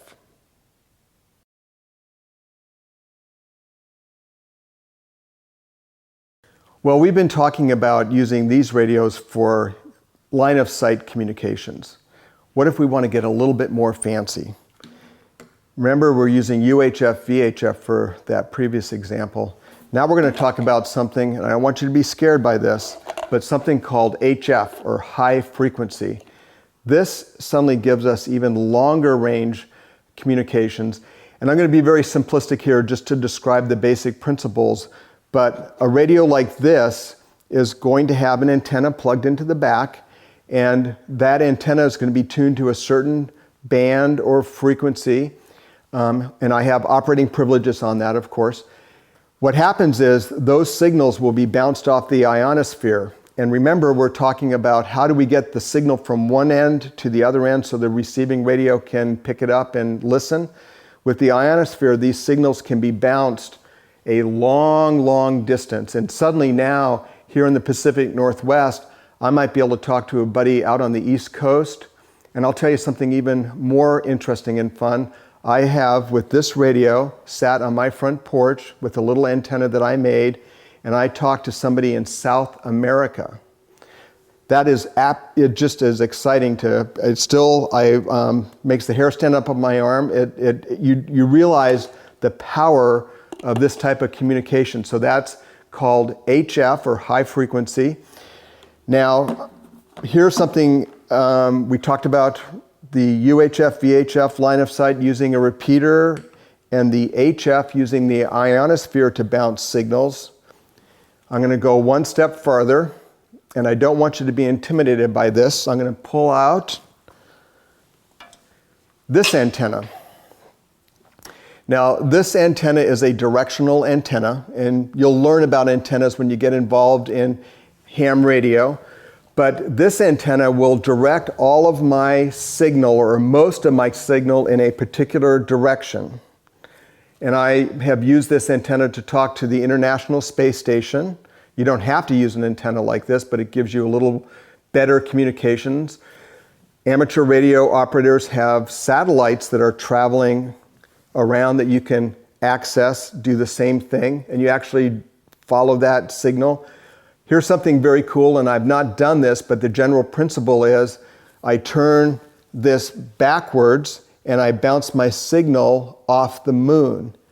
That is called EME, or Earth, Moon, Earth bounce.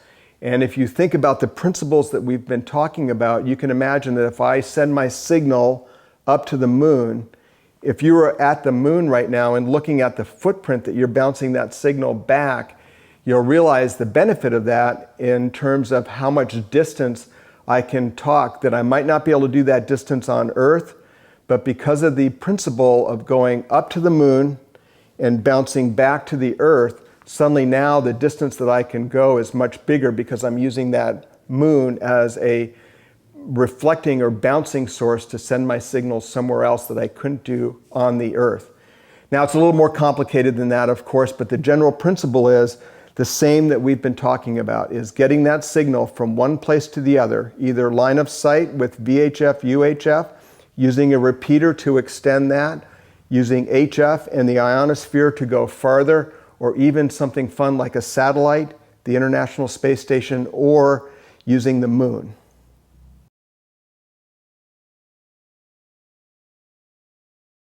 Well, we've talked a lot about radios, but let's talk about ham radio etiquette.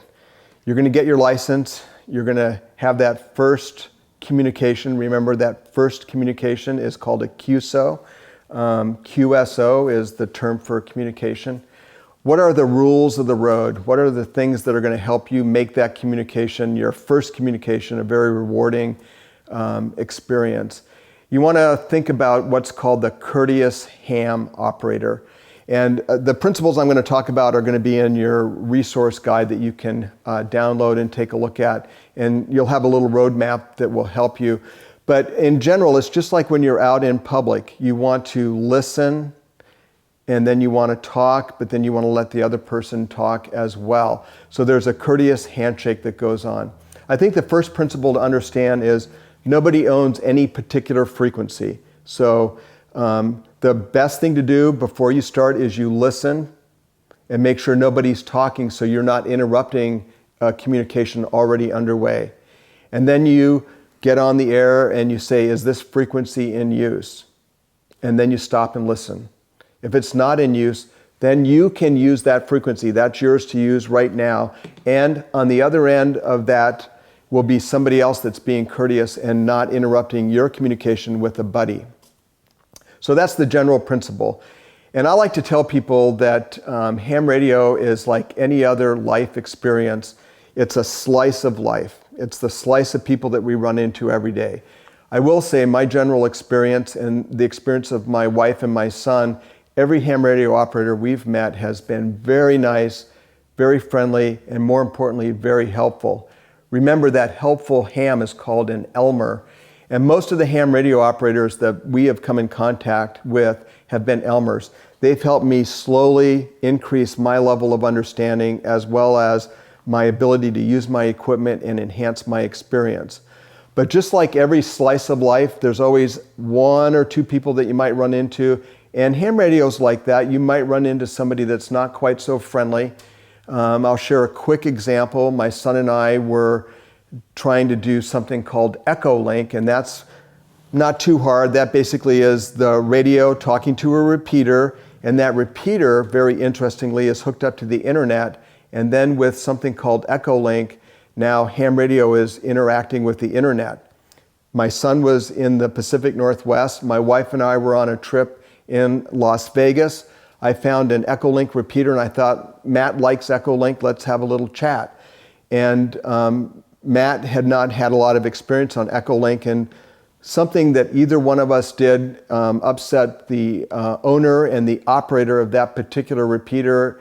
He got very upset at the two of us and kind of used some sharp language that wasn't quite appropriate. But Matt and I quickly realized that we did something that wasn't something they liked. And I think basically we were trying to talk and we used the repeater a little bit too much, more than he liked. And we basically were banned from that repeater. And, you know, I just took it in stride, and I told Matt on my phone, I called him and I said, you know what, buddy, we're learning and this is going to happen every so often. But in general, that's not been my experience. So the courteous ham is going to be somebody who's going to listen first. He's going to ask, is the frequency in use? And then always let the other person talk. There's a little gap that you want to allow. And if someone says you're interfering with my operation or you're interfering with my communication, remember, nobody owns a frequency, so the best thing to do is say, sorry about that, and then just stop doing what you're doing and go to another frequency and then start up again. Now, let me give you another little bit of a roadmap, and this reminds me when I was a Boy Scout. There's the Boy Scout oath. Back in the 40s, there was a ham radio operator that basically wrote the amateur code, and it looks almost exactly like what you would expect as a scout, and you had the scout oath, but courteous, kind, and that amateur code will also be in your resource that you can download and take a look at. So in that resource, we're going to give you not only the courteous ham guideline, but you'll also have that amateur code. And if you follow those, in general, you're going to have a great experience. And remember, amateur radio is just like any experience in life. You're going to run into a lot of people of various interactions. And for the most part, just like in life, everybody that you interact with is usually someone very nice and friendly.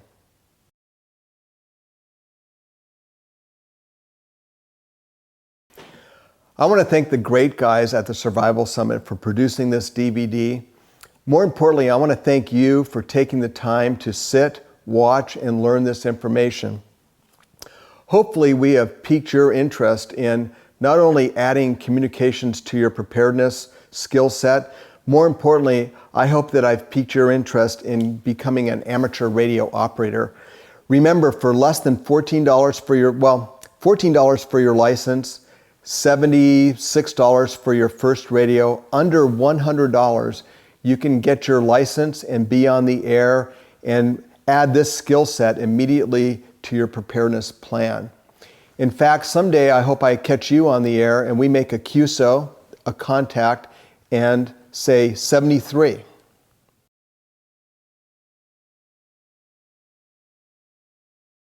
Well, this is my good friend Andrew, who is a family friend, a personal friend, a ham radio operator.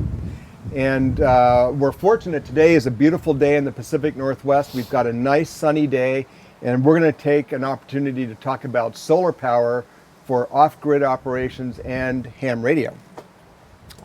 All right, so David, obviously here in Oregon, we've been having a lot of conversations about the earthquake that might be happening. And one of the things that has sparked for me is just interest in communication and also how to maintain some kind of power at home.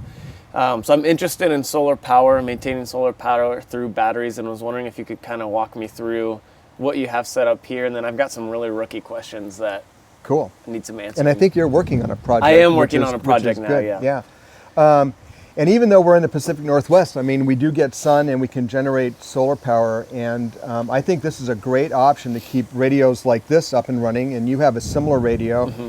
And just to start with, one thing I like about these types of radios is the charger has a 5.5 millimeter barrel connector, which makes it easy to make cables to power off of different systems, whether it's a car battery or in this case, we're going to be using a battery and a solar panel to keep that battery charged.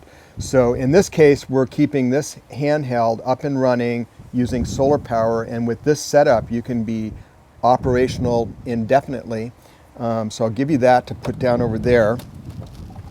Let's just talk about the basic components here. Mm-hmm. So we've got, I'm going to unplug it, but we've got a battery. This is a 9 amp hour sealed lead acid battery. It's just in a fancy little bag, and it has a distribution plate, but basically a battery and a connector. And we've got a solar controller right here that is the interface between the solar panel, the battery, and the device we're running. So, and you know me, I like Anderson power poles. And the reason I like them is they give me the ability to be universal and just hook different things together anywhere I am with different devices. So we're going to hook the battery into the solar charger. We'll put the battery down. Now the solar charger has a battery output or input, and it has a solar panel input. So we've got the cable coming off the back of the solar panel into the solar controller, and then there's a output here called load, and that is going to our radio. So with the sun out and this solar panel aimed at the sun, we're generating power, we're keeping the battery charged, and that is keeping the handheld charged. And you can use that handheld as a base station, even put an antenna on it, and when you want, you can pull it out of that charger. Now you've got a mobile, put your antenna on and go about and be operational mobile, and you haven't used any power off the battery until you disconnect it from the charger. So it's a great option. Now here's another thing we can talk about real quickly, the difference between that first battery, and here I've got two batteries, so 9 amp hours, 9 amp hours, and we're hooked together in parallel, which gives us 18 amp hours at 12 volts. So just basically a bigger capacity, and you could even daisy chain another one in and keep adding as you go. Now what I like to do is take all these cables, and so this whole system is portable. This is a folding solar panel. I got it at Harbor Freight. I picked, there's a lot of solar panels you can get. I picked this one because Harbor Freight is everywhere. They're fairly ubiquitous. They're not very expensive. Everybody could get one of these and keep this gear up and running. If you like it, you could always get a much more, expensive and fancy solar panel with, different capabilities. Now I take all my cables and I store them in a little pouch that has little pockets, and that way I can quickly look in here and grab parts that I need. So, alligator clips to hook onto car batteries if I need. There's cigarette adapters. That way if someone doesn't have the connectors you have, they can quickly connect to your system with these different parts. And so is it possible, these batteries are looking pretty fancy. Is it possible to go straight from a solar panel into charging your radio? There's some devices you can charge directly off of a solar panel, but for what we're doing, you really need to run that off of a battery. You need some sort of pool or capacity holding, which is what a battery is, to keep that running. What's the advantage then? You have your solar charger. Why would you not just put your solar panel straight into the battery? So what the solar controller does is it senses the load or the power in your battery. It senses how much energy is being generated by the solar panel, and it matches that for the output to the load that you're charging and powering. Okay. So this is sort of the brains of the system for the solar panel, is kind of the way to think about that. And I notice on this solar panel you have a 12 volt option and a 24 volt option. Is it bad, like let's say your solar panel has an 18 volt option, is it bad to use 18 volts on a 12 volt battery? You're asking a question? I was like, I don't know the answer to that. So the short answer to that is I honestly don't know, but all of my equipment is 12 volt, so I just run everything on 12 volt. Okay. Trying to think what other questions I might. So what questions would you have when you were putting together your, because you went through a thought process, this stimulated to make your own kit. A lot of the questions that I was looking at was just how to connect the wires together to making sure that. So you had to pay attention to positive, negative, and keep that in mind, especially when you're looking at like this guy. Mm-hmm. These barrel connectors, the positive is the center and the outer is the negative. Right. And what I have in my kit to build cables is a continuity tester. So I just test to make sure that I've hooked these things up correctly and make sure that everything is positive and everything is negative. So to keep it all organized. And you do have to be careful, because I actually one time with my USB charger had it hooked up, went to put on the battery and put the red on the black and the black on the red, and I blew out. Blew it that out. And we charger. learned by that. So Yeah. you will never do that again. Exactly. I hope not. Yeah. That's why I buy it cheap too. Exactly. And that's why I recommend this. So this system is, that panel is in the $100 range. The battery is, depending upon where you get it, anywhere from $20 to $30, $40 at the most. The solar controller, this is an inexpensive one from Harbor Freight. And again, I picked that just to keep this whole system inexpensive for demonstration purposes. But this was like, I think, in the $24 range. And then the accessory cables, you get a whole package there, which I like. You get a whole bunch of cables, and I think they're like $10. And remember, what I told you is I take the cable and I cut it in half and I put an Anderson power pole in there. Now I've got that original cable, but if I need to unhook it and have just that end, now I've made a set of 2 adapters for every cable that I got. So I notice right now we have the radio hooked up to the load on the regulator. Right. And then could we also run something off this battery at the same time if we wanted to? You totally could. So, and that's the nice thing about this distribution plate on this battery is, in this case, and that's a good question. So when you're charging a battery, in this case we're using this distribution plate by one of my favorite websites and an awesome guy, Bill Harrison. This is from Hardin Power Systems, but I've got a fused output and I've got an unfused output. Now I can run anything I want off of the unfused if I don't care about having protection. Mm-hmm. But if you're going to charge, you always charge in the unfused circuit. So in this case, we're charging this battery through the unfused circuit. And I have a fuse circuit here, and if I wanted to, I could just plug the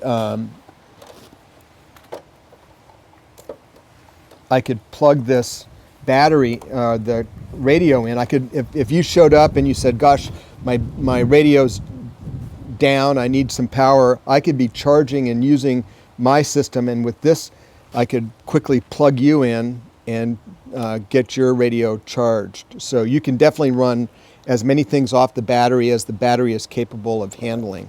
But we could do 2 items at the same time too, if we wanted to. Nice. Very easy to do. And that's why look how quickly we went from one to the other just Right. with Anderson power poles. So that is another advantage for that system. So David, can you give me a little bit of your philosophy of use for everything that you have here? Obviously for ham radio, but to what extent? Right. So this setup that we're looking at, solar panel, battery, either single or double, solar controller, and the cables, the philosophy of use for me is primarily aimed at keeping one or more handheld ham radios up and running. But it will also keep my scanner up and running. It'll keep my shortwave radio up and running. This will easily keep the 4 radios that we use in our family powered up without a problem.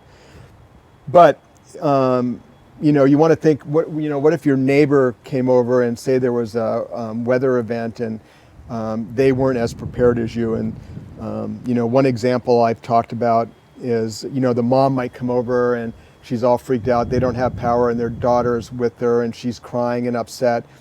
With this system, you could easily get the mom's iPhone back up and running, an iPad up and running. That little girl could watch a movie that might settle her down, might give some comfort. Lighting is good. You can get, I think you are well aware of this, you can get some LED strips. Yeah. You can daisy chain those. So if you think ahead of time, I'm going to want to have a light in this room, and this room, daisy chain those with the connecting cables. You could quickly plug that in, light up various areas of your house and be able to see what's going on. LED lights don't take a lot of power. And just having light when everything's dark is a very comforting thing and is a morale booster. Now that said, that's just at one level, but if you want to have more power, say for bigger radios, a lot of people want to say, can I power a refrigerator or bigger appliances?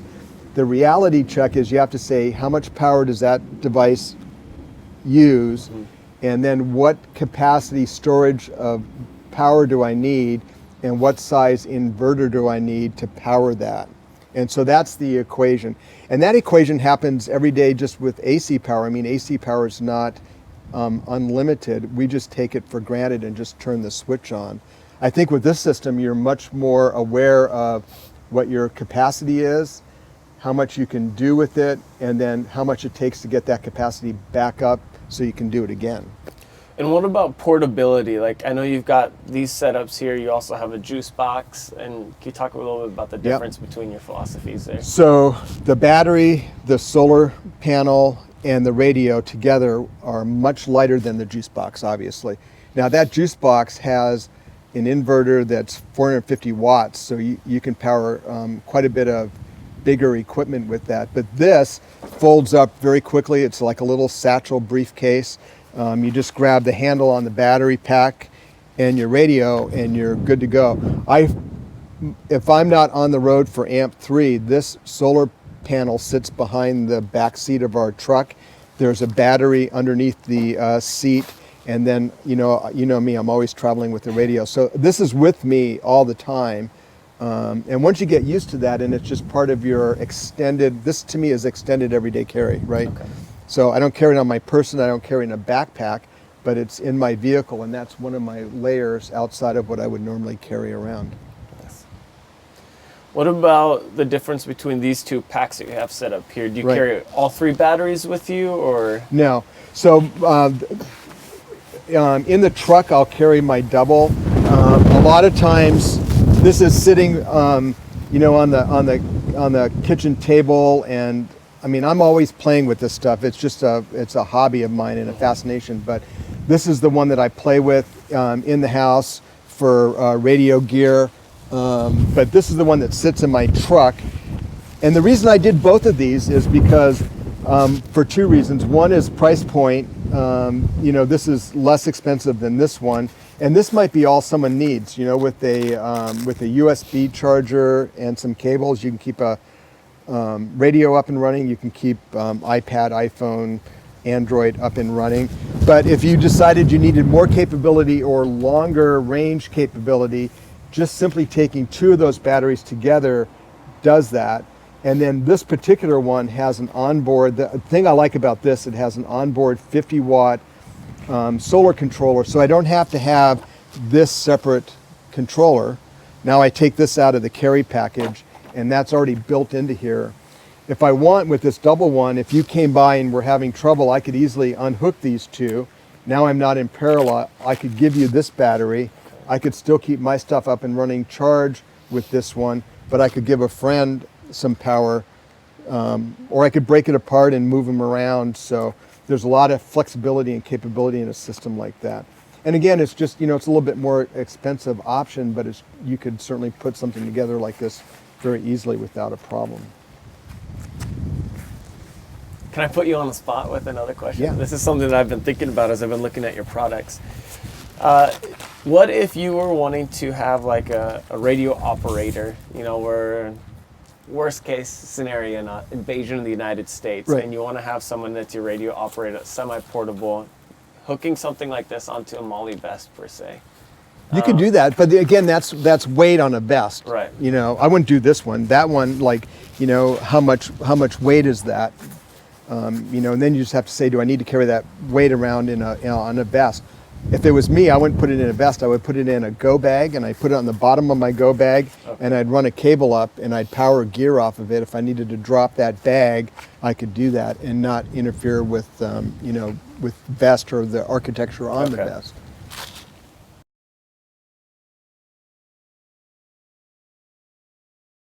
This is a neat aspect of amateur radio, and that is the ability to send email by radio.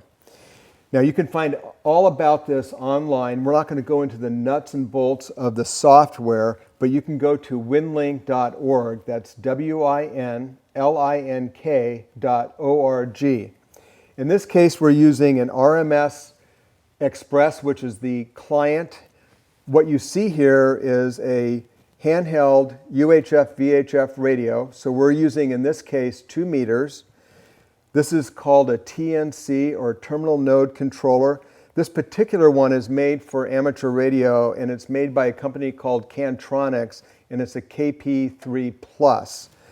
We're running this whole system, again, just keeping the theme of preparedness communications. This whole system right now is running on battery power. And I have a cell phone here, and we're just going to do a demonstration of sending a message via RMS Express, and hopefully we'll see it appear on this cell phone.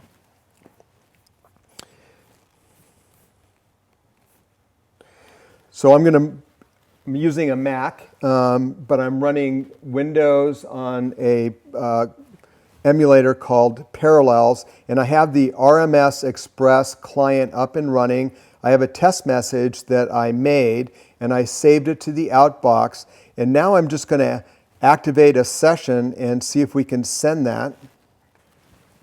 Okay, well, I'm just checking the inbound messages, and I had sent this test message to my buddy here, and I just got a message back from him via his iPhone. Of course, this will work on any phone system, but regarding your WinLink message number 2, woohoo, sent from my iPhone, and that was just earlier this morning, so we know that that test message earlier was successful. Okay, so we're going to type a test message, and I'm going to say, thank you for the help. I'm going to say 73, and my buddy knows that that means best regards, and David. I'm going to save that or post it to the outbox. We're going to open another session, and we'll start that session. Logging on, message sent.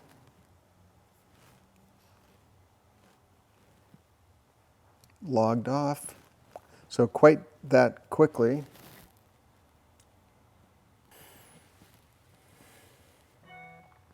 And there you go. We just sent a message using RMS Express, email via amateur radio to this iPhone. And I just got 2 more messages inbound when it logged off. So very useful system. And in this case, I'm a technician class license amateur radio operator, so I'm using VHF, UHF, but this system has even more capability when you link it up with HF capability, and excellent way to stay in touch with people and send messages not only between amateur radio operators, but you can also send it to anybody's email. They don't have to be an amateur radio operator. And you can also send it to someone's iPhone or any phone that can receive text messages. And in this case, I know the person that owns this phone is not an amateur radio operator yet, but will be soon. But just demonstrates the unique capability that this has with amateur radio, the ability to send email by radio. So one great application for this is, for example, during a disaster, if you wanted to get welfare messages out from a local area that's affected by a disaster and there is no cell phone capability, with this system, you can get messages out and let family and friends know that are outside the disaster, say in a neighboring state or somewhere else in the country, that you're safe and okay, what your plan is. And nice thing is you can share that with neighbors and friends and help get messages out to their loved ones to let them know that they're safe and that they're going to be okay. So that is another useful application for RMS Express using WinLink, sending email by amateur radio.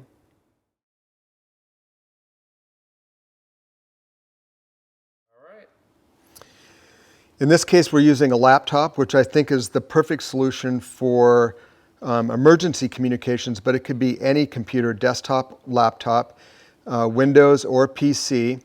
We are using RMS Express, which you can get from winlink.org.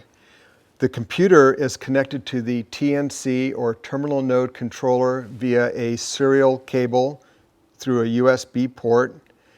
The TNC is also connected to this battery via a 12-volt connection, and this is also connected to the radio via a microphone cable connector, and the TNC is controlling the radio and taking the message that is sent from RMS Express to the TNC and then out through the radio to the receiving station.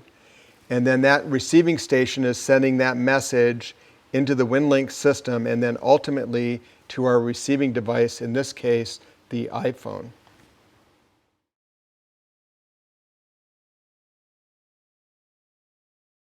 So this is my solar power setup, or what I have of it so far. We first started filming this about a month ago, and I had zero experience with this. I had a ham radio, and that was about it. So I did a lot of reading and a lot of YouTube watching, just trying to figure out how I could connect a battery to as many outlets as possible to charge as many devices as possible. So as we're looking at this, everything is kind of centered around this. This is just an on-off switch. The power comes in through the solar panel into the charge controller, which then comes into the on-off switch. At the same time, the battery is also giving power to the on-off switch, which is connected to these outlets right here. And I have a cigarette lighter and then two USB ports. From the battery to the switch, I have a fuse, and that's just making sure that I don't put in too much power to my devices to burn anything. From the charge controller, I also have the option to charge something on the load, and right now it's set up to a barrel connector, a male end, which I can hook up to my ham radio port or anything else that has a female end to that. Another thing that I really like about this setup is I can actually use a computer charger, which I have right here. Just connect that right here, and you're going to see the power on the voltage go up. Okay, so it's a 14-volt charger that's now going to be charging the battery. And the charge controller is going to make sure that the battery doesn't go above what it should be. It'll stop charging it after that. So then I'll take that off, and you'll see that now we're topped off on the battery. It's going to drain down pretty quickly. Yeah. Oh, another thing that I did that was kind of fun for me, I got an LED light that I can hook up into the load. Can you see that? Okay. So I got an LED light that I can hook up to the load, just plug that in. And then it's a non-permanent source of light that I can unplug or plug in just whenever I need to. Something that I keep in with the rest of my cables in case I'm having to use this in the dark. So making this DVD with solar energy and communications has been a great learning experience for me. It's also been a lot of fun. I went from absolutely zero experience in this area to now being able to create a small prototype of basically a solar generator. And eventually I'm going to boost it up a level. I'm going to get a larger battery, a larger housing, so that I can maintain more devices for a longer period of time.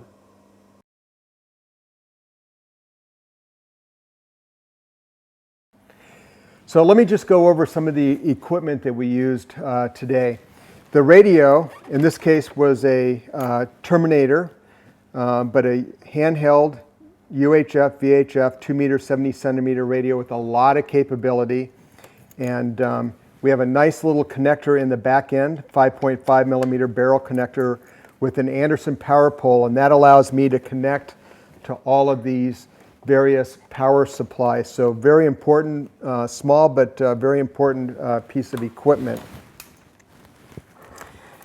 This is the TNC, or terminal node controller.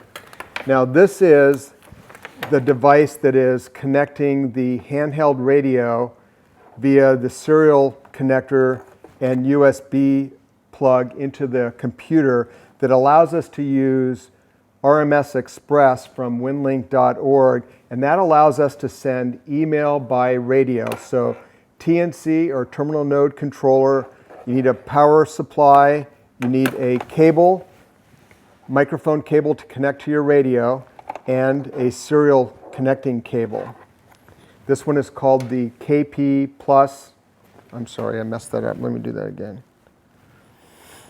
This is the Cantronics KP3 Plus. Now this is the folding, it's already generating power right there, just from the light, probably from that light. This is the folding briefcase solar panel from Harbor Freight, a great inexpensive solar panel option. And this is the solar controller for that solar panel.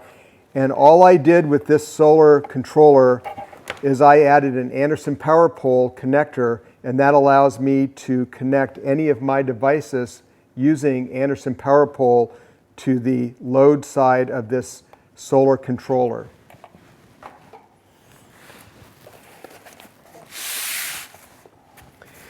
Now these are two battery supplies that we were using today. This is from AMP3. This is the double battery pack, and it comes with two 9 amp hour batteries, and it comes with the two distribution power plates. One of them has a fused and unfused circuit and a switchable voltmeter, and the other one has an onboard 50-watt solar controller, so I can directly connect a solar panel via this cable and charge and keep this battery pack up and running. And that is the solar controller button right there. This is hooked together in parallel, so 9 amp hours for a total of 18 amp hours. If I needed to, I could disconnect them, and I've got two separate 9 amp hour battery supplies that I could separate and use individually.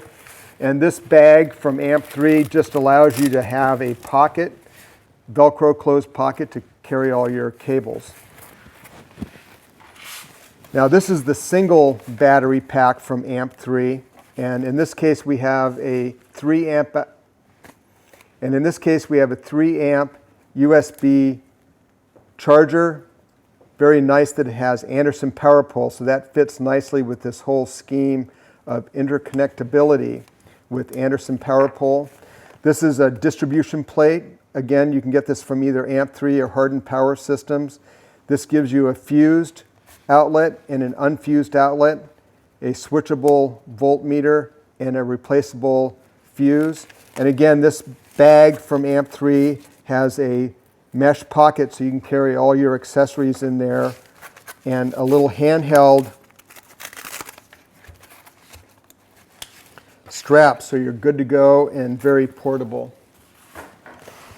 This is the last accessory that we are using. This again is from AMP3, and this is just a series of pockets in a foldable nylon bag with a little plaque that you can write whatever is in there, and a nice way to keep all your cables organized and very easy to access. And the last thing that we use today, this is the juice box from Harden Power Systems. It's an awesome piece of gear. This takes the power system just to another level. It adds a 450 watt inverter, which gives you a lot of capability to keep AC equipment up and running. It has its own onboard AC charger, so if you do have access to land power systems, you can keep this charged. But it also has its own onboard solar controller, so this can be charged either by solar or it can be charged by AC. You can also connect this to a car and charge it via the Anderson Power Pole or the cigarette adapters using a car battery. Very useful piece of gear, and it also comes with two 3 amp USB chargers, and of course the ubiquitous for me Anderson Power Pole connectors. It's got a voltmeter so you can keep an idea what's going on, and a permanent onboard fuse that's very easy to reset by just pushing the button. So that goes over power options to keep your gear up and running during a time of disaster, and more importantly for any off-grid operations to keep your communications up and powered at all times.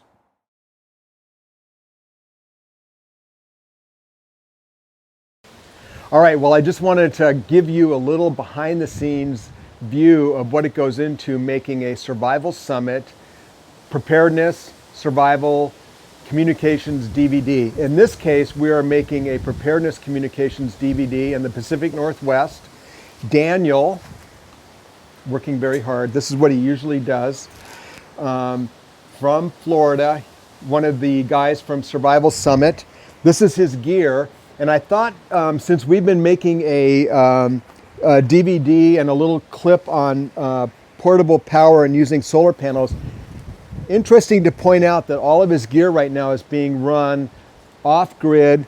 The light system is being powered with a juice box from Bill Harrison at Harden Power Systems. Awesome piece of gear, but the light is being powered on the inverter, and the iPhone that is being used to shoot this little clip is being run off of a 3-amp USB charger directly into the iPhone. And we have not made a dent in this battery, and we've been filming, Daniel has been drinking coffee for well over an hour, and we have not made a dent in the battery. And this battery was charged? This battery was charged with a solar panel. You could actually, I used a different solar panel, but you could charge it with this solar panel from Harbor Freight without a problem. Off-grid filming. Off-grid filming.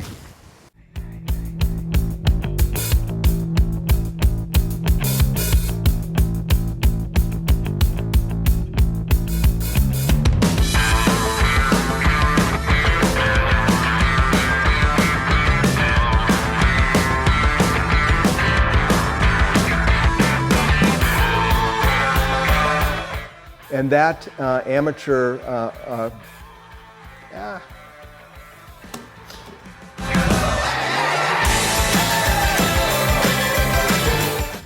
Am I supposed to say stuff about myself as well?